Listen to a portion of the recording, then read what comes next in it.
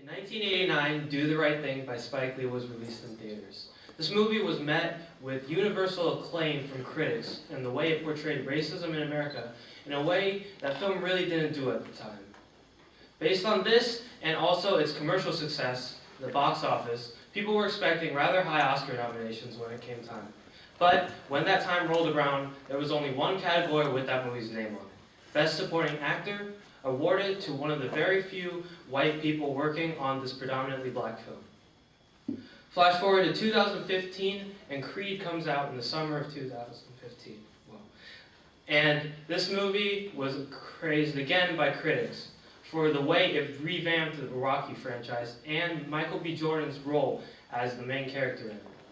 Once again, people were expecting high things for it during the Oscars, and when that time came, once again, the only nomination was in the Best Supporting Actor category to Sylvester Stallone.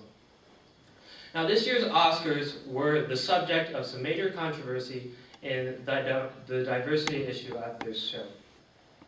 The hashtag #OscarsSoWhite started trending on Twitter, and for good reason. All of the best actors and actresses nominated were white, and all of the best films revolved around white people. Now, this problem is not one that just appeared out of nowhere. It has been building for years now. And a lot of the issues stem from the fact that Hollywood, in both movies and television, are rather lacking in color.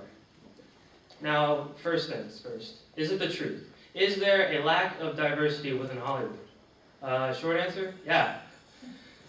People of color do not get as many roles as their white counterparts do. In recent movies, 75% of the characters were white. Now, not only are there less roles written for people of color, but when they are written for them, a lot of the times white people will be cast instead. In the recent movie Lone Ranger, Tonto, a Native American, Johnny Depp played. In the movie Aloha, a half-Asian Hawaiian was played by Emma Stone, one of the whitest people in Hollywood. Both the movies Exodus, Gods and Kings, and Gods of Egypt, set in Egypt, which is in Africa, starred mostly white people. These issues are very prevalent when you look at them, but for many people, it is a hidden issue that no one really pays attention to as much. And it is our job as moviegoers and as concerned people to bring these issues to the forefront. Number 2, is it fair? Is it fair to call for an increase in diversity in Hollywood?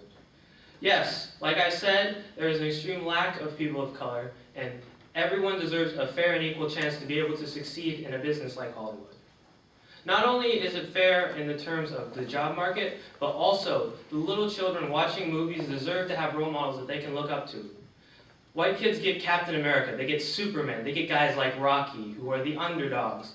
But when it comes to little children of color, there are no Asian superheroes. There are very few black superheroes. We don't get the same kinds of people to look up to in movies. We don't have a Breakfast Club. We don't have other people to see.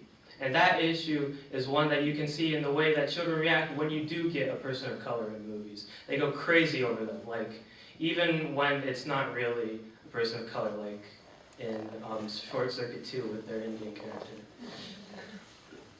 Now, the third and fourth thing can both be answered at the same time. Will it build goodwill and better friendships? And also, will it be beneficial to all those concerned? An increase in diversity in films will only lead to a more tolerant society as a whole.